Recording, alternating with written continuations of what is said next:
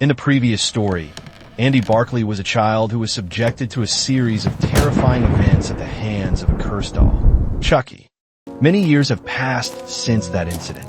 Now Andy is almost 16, and he is trying to forget the nightmares of the past and start a new life.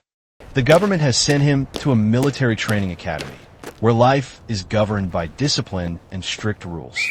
On the other hand, the old good guy doll manufacturing company reopens after being closed for many years. While cleaning, an employee accidentally turns on the machine, which contains Chucky's broken body parts and dry blood.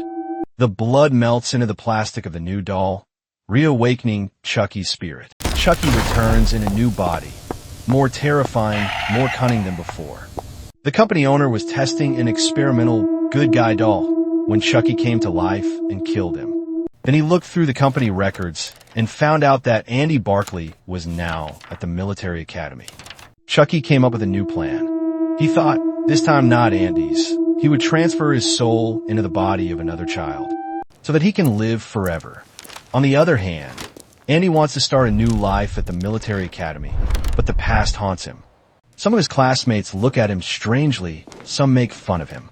Only one classmate, De Silva, sympathizes with him. One day, a parcel arrives at the academy in Andy's name. Inside is a good guy doll. But Tyler, a little student who sees Andy as an older brother, opens the parcel out of curiosity. From there, the terrible chapter begins again. Chucky wakes up as soon as he opens the box, smiles at Tyler, and says, "Hi, I'm your new friend." Chucky realizes that his new body means he can transfer souls in a new way. So this time his target is not Andy, but Tyler.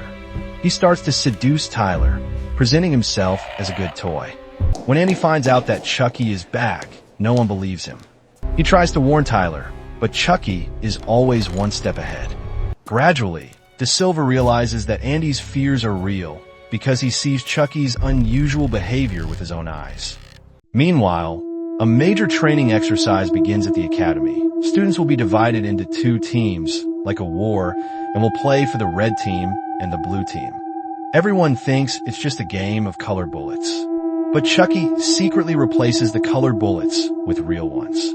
As soon as the war begins, the game turns into a fight to the death. One student is shot and killed, and everyone starts running around in panic. Andy realizes that Chucky has taken Tyler somewhere. He sets out to find him. Eventually, the chase ends at a carnival.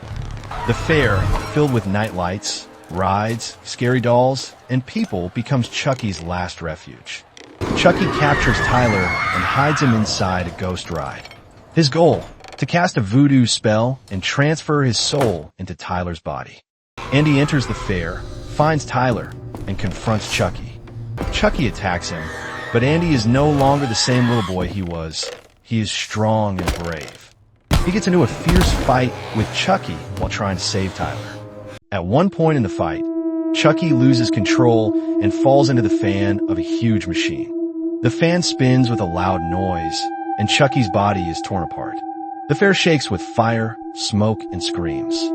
Finally, the fan turns off. Silence descends. The police and ambulance arrive. Tyler and De Silva are safe. Andy stands tired, injured, but calm. He thinks the nightmare is finally over. The lights of the fair slowly go out. Chucky's laughter can be heard for a moment from somewhere in the distance, as if he is not finished yet.